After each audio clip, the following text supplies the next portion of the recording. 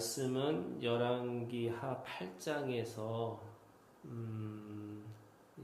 전체를 따져보면 엘리사와 관련된 사람들의 이야기예요. 그래서 엘리사를 통해서 어떻게 구원을 받고, 또 엘리사를 통해서 어떻게 심판을 받고, 또 엘리사에 이 속한 사람들의 지도자들이 어떤 사람인지, 뭐 이렇게 지금 이 엘리사에게 속한 사람들, 뭐 이렇게 할 수가 있어요.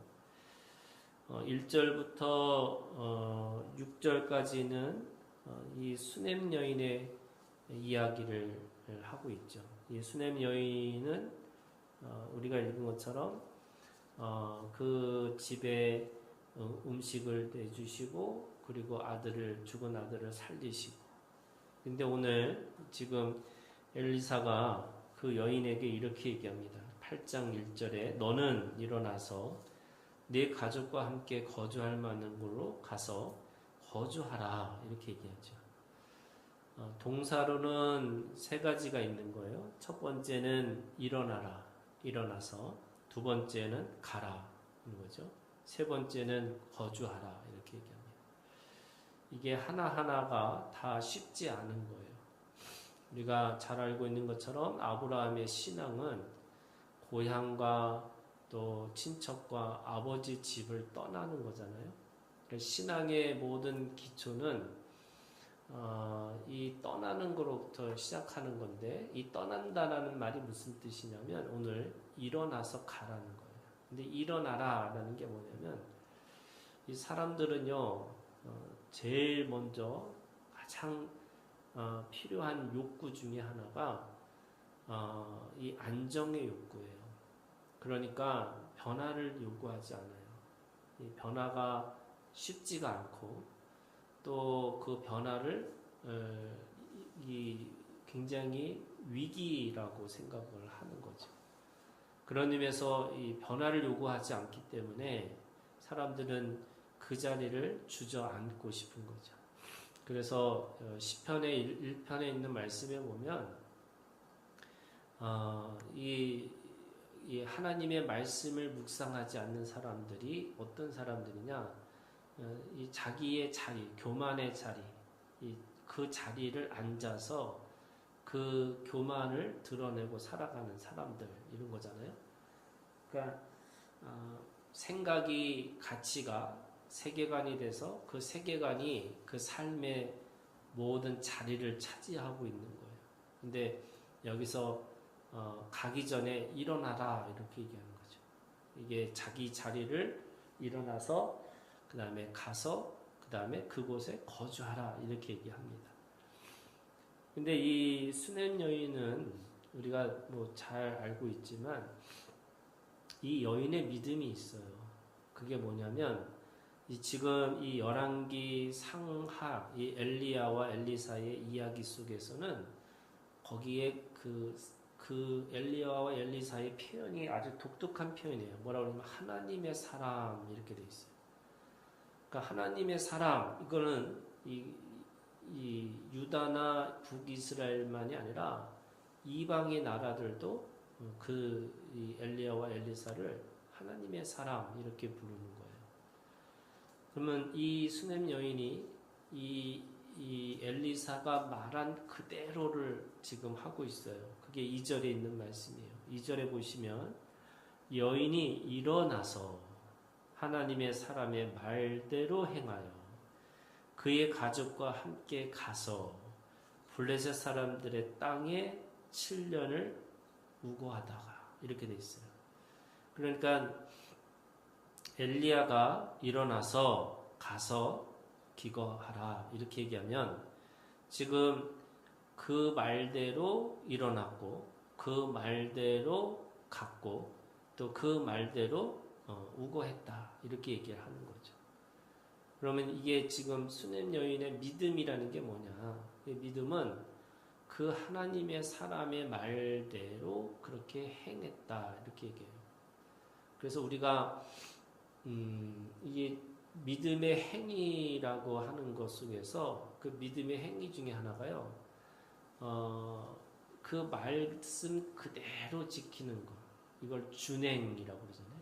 이 준행하였더라 이렇게 되는 거죠.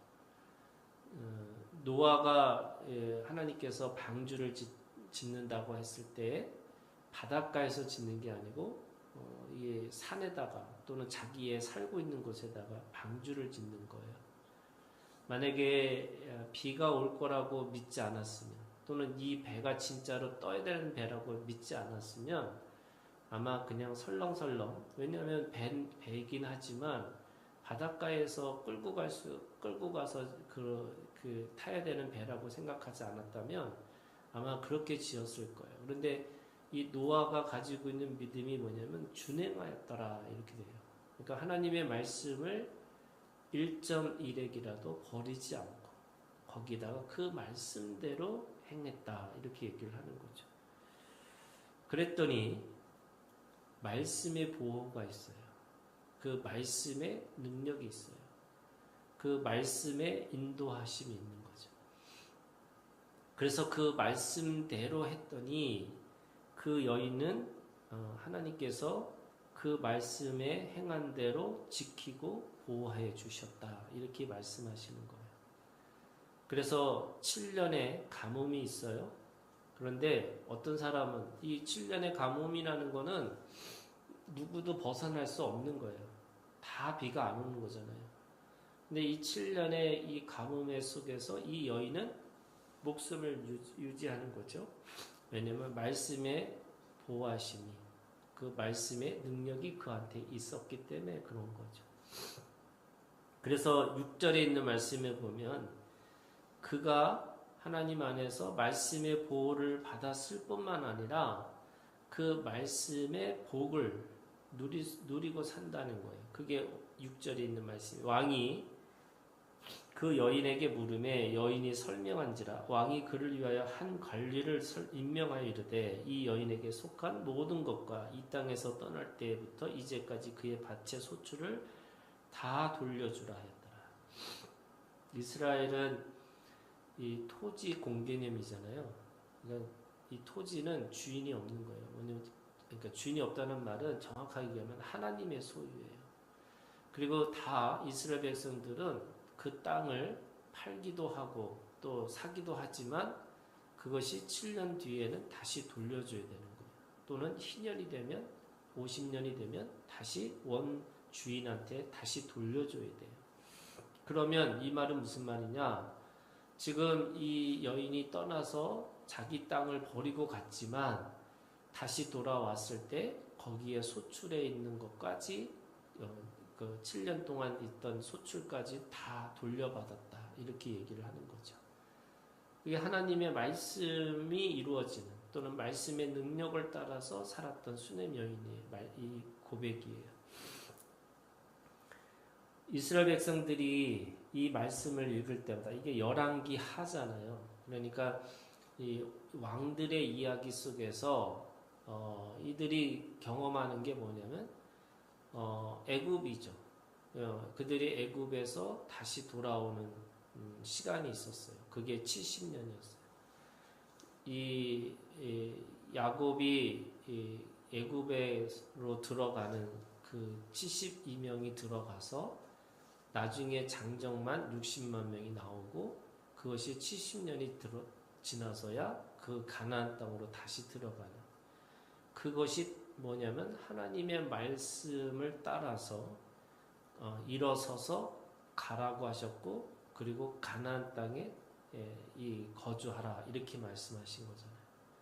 그러니까 그들도 이 여인의 믿음을 보면서 애굽에서 일어났던 이스라엘 백성들의 역사를 기억하는 거죠.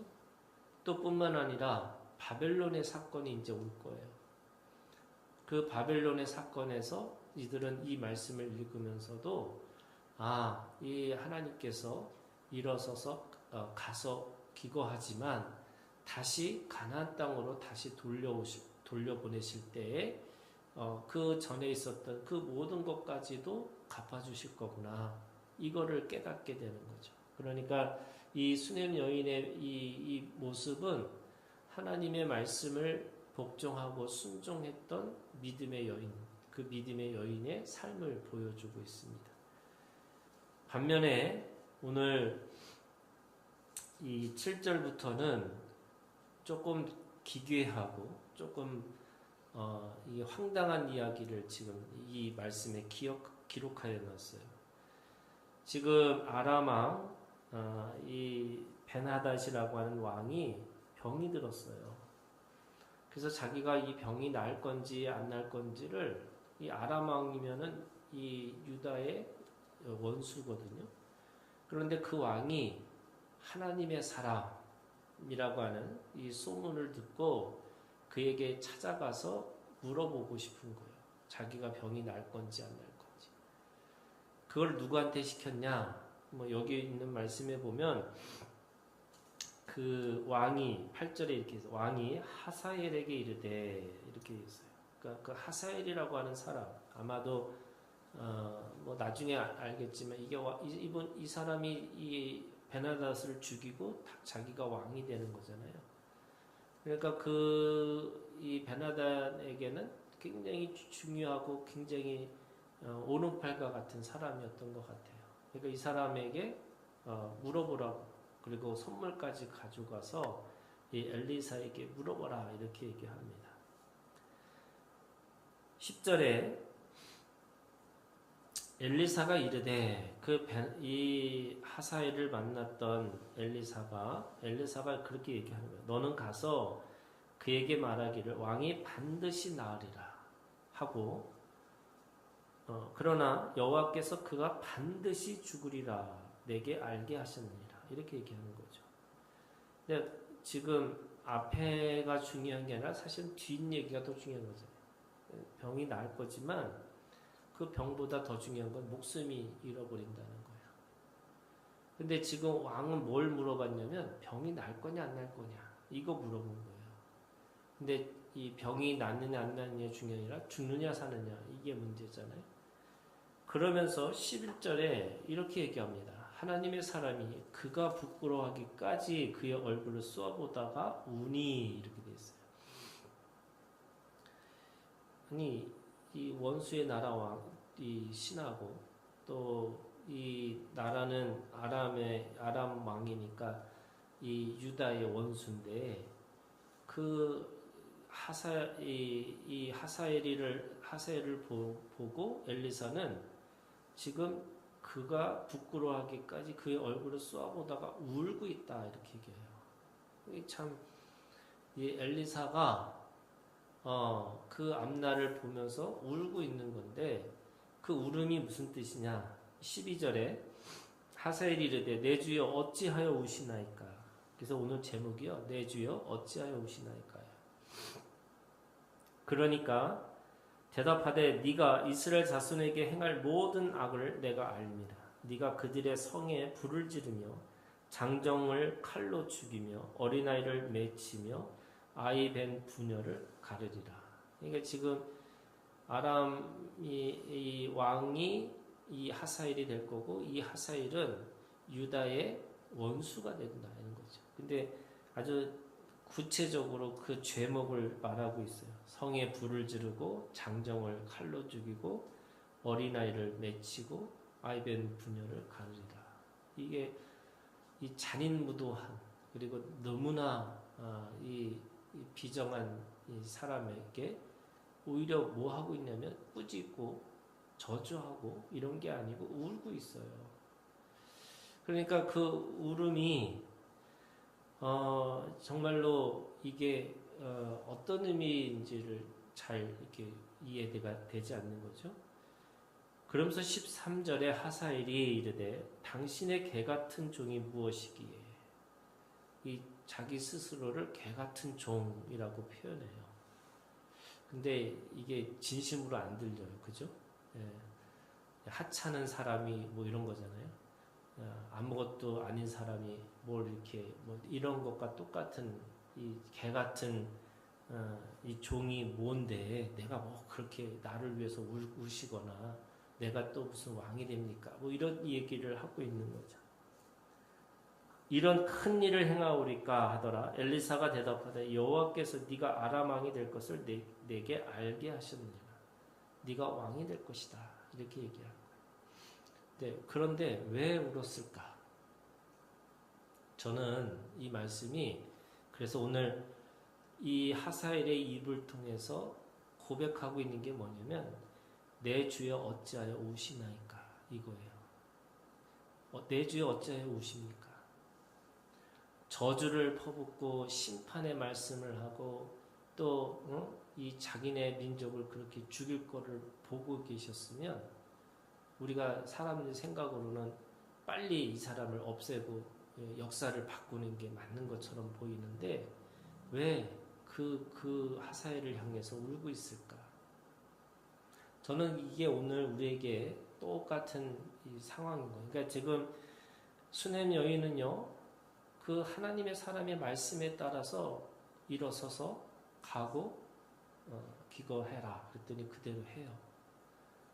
그런데 지금 이 엘리사는 이 하사엘을 향해서 뭘 얘기하고 싶은 거냐면 왜 울었냐면 그가 하나님 앞에서 똑같은 거예요. 그러니까 하나님이 하셨다고 했잖아요. 이거 어떻게 하나님이 하셨다고 얘기할 수 있을까? 하나님의 백성이 아닌 사람을 뭘 해요? 성에다 불을 지르고 장정을 칼로 죽이고 어린아이를 맺히고 아이벤 부녀를 가르릴 거다. 그러면 하나님은 이거를 허락하시면 안 되는데 하나님이 하셨다 이렇게 얘기를 해요. 그럼 뭘까 이게? 저는 이게 오늘 우리에게 이 모든 세상은요 하나님의 주권적 신앙이에요. 하나님이 하실 거예요 다. 그러면 이게 운명이 아니고요 뭐냐면 저는 가인에게 모든 인류에게 가인과 같은 모든 인류에게 하나님께서 말씀하시는 거예요. 뭐라고 그러냐면 죄를 다스리라. 죄를 다스리라. 이 울고 계시는 이 하나님의 사람 왜 울까? 그것이 하나님의 그가 가지고 있는 악함이 그렇게 되어질 거지만 하나님의 주권 아래에 있지만 사실은 그가 다시 돌아오기를 원하는 거예요. 죄를 다스리기를 원하는 거예요. 저는 그게 오늘 우리를 향해서 주신 하나님의 마음이에요. 여러분 하나님의 주권이라고 해서 내가 이미 다 정해졌어요. 그럼 내가 무슨 마음이 필요해요? 내가 무슨 믿음이 왜 필요해요? 모든 것이 놓여 있다 할지라도 그것이 어떻게 믿음을 사용할 것인가는 또 다른 거예요. 그가 이 말씀대로 그 우는 것을 정말 뼈저리게 경험했다면 저는 이 하사엘이 회개하는 게 당연하다는 거예요. 하사엘은 그 울고 있는 하나님의 사람의 모습을 보면서 자신이 하나님 앞에서 내가 큰 죄를 졌구나. 큰 죄를 졌다고 생각해야 되는데 오늘 뭐라고 그러냐면 이렇게 얘기해요. 13절에 당신의 개 같은 종이 무엇이기에 이런 큰 일을 행하오리까? 이게 사람 죽이고 이게 부녀자를 죽이는데 자기는 그걸 큰 일이라고 생각해요. 그리고 앞에 말이 뭐였어요? 왕이 병이 날 거라 그랬잖아요. 뒤에 말이 뭐야? 죽는다는 거잖아요. 그러면 죽는다는 얘기를 듣고 그 왕이 나으면 그 왕을 위해서 최선을 다해서 섬겨야 되는데 병이 날 거라는 생각을 하니까 죽지 않을 것 같은 염려 때문에 뭐라고 얘기를 했어요? 오늘 말씀해 보면은 15절에 그 이튿날 이렇게 얘기를 했어요. 그러니까 병이 나았어요.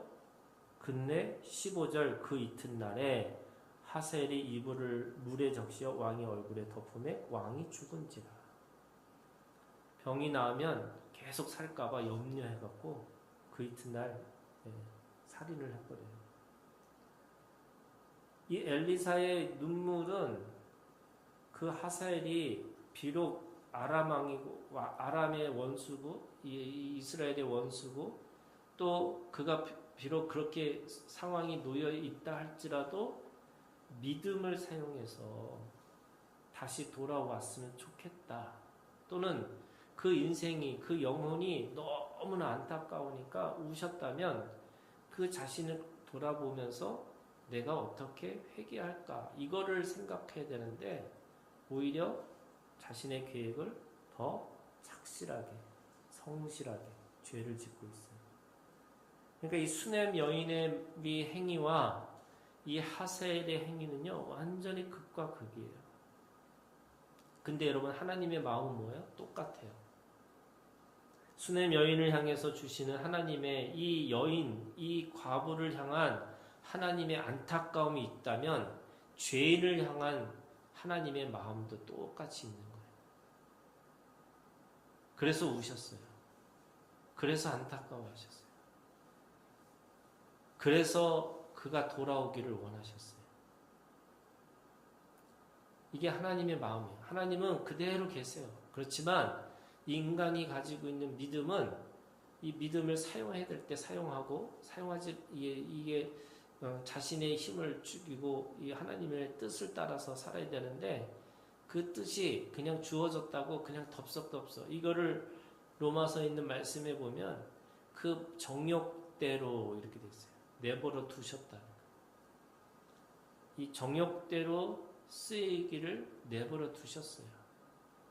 그러니까 지금 우리가 이 울고 있는 이 하나님의 사람의 마음, 하나님의 마음을 알아야 되는데 자신이 그 욕망밖에 없어요.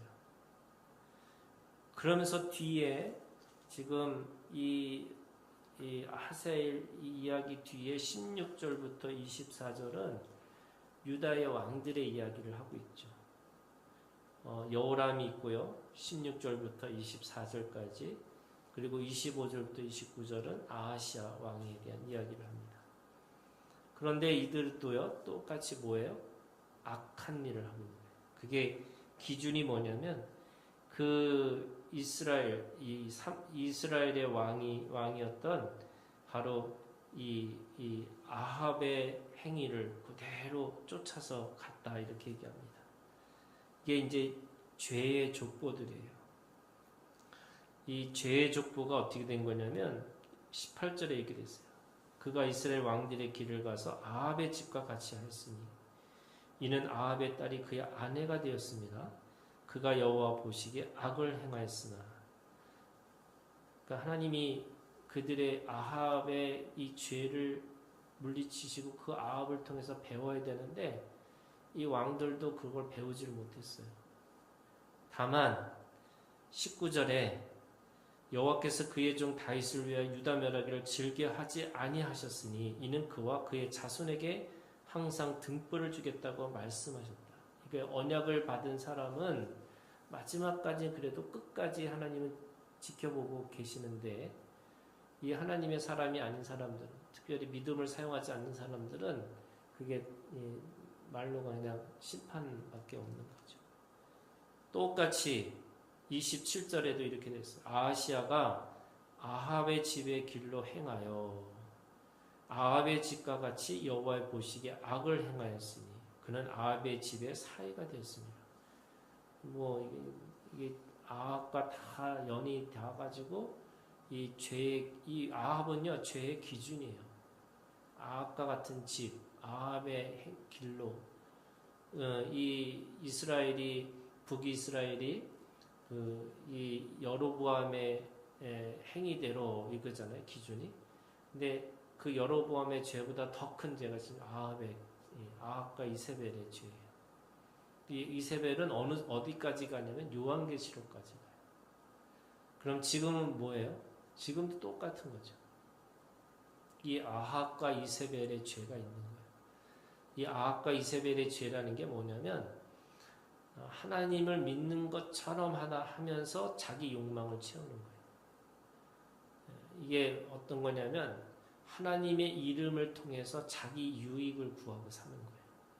이게 아합과 이세벨이에요. 자, 오늘 결론의 말씀이에요, 여러분. 내 주에 어찌하여 오시나이까? 첫 번째, 여러분, 하나님의 주권적인 신앙이 있어요. 우연은 없고 다 필연이에요. 하나님의 뜻과 소원과 목적이 있어요. 그러면 우리는 하나님의 섭리를 믿으면서 하나님 앞에 어떻게 살아야 되느냐? 주권적 신앙이라고 해서 내가 모든 게 정해지고 모든 게 다 그렇게 할 수밖에 없다가 아니라 그 안에서 뭐라고 그래요? 믿음을 사용하라는 거예요. 그럼 그 믿음이라는 게 뭐예요, 여러분? 두 번째는요, 우리에게 복과 저주가 같이 있어요. 그리심산과 아라랏산에서 율법을 선포하면서 복이 있고 저주가 있다는 거예요. 우리는 둘 중에 하나 선택하고 사는 거예요. 그 선택이라는 게 뭐냐? 여러분, 세 번째예요. 그 선택이 뭐냐면 회개하는 거예요. 그런데 우리는 과거적 영성의 회개를 하는 게 아니에요. 과거에 뭐뭐 했으면 좋았을 걸, 이런 거 아니에요. 우리가 해야 되는 이 회개는 미래적 영성의 회개. 하나님께서 우리에게 앞으로 올 것에 대해서 이미 예수 그리스도를 통해서 우리는 깨끗함을 받았고, 그 깨끗함을 받은 우리는 믿음을 사용해서 분별하고 믿음을 사용해서 하나님의 도구로 쓰는 거지 사탄의 도구로 쓰임받지 않기를 여러분 기도하셔야 돼요. 그래서 오늘 우리를 향해서 안타까움으로 울고 계시는 주님이 계셔요. 그러면 오늘 그 울음을 보고 오늘 우리가 그때마다 하나님 앞에서 미래적 영성의 회개를 하고 하나님 앞에 그때마다 다시 믿음을 사용하는 그 오늘 우리가 되기를 주님의 이름으로 축원합니다. 우리 기도하겠습니다.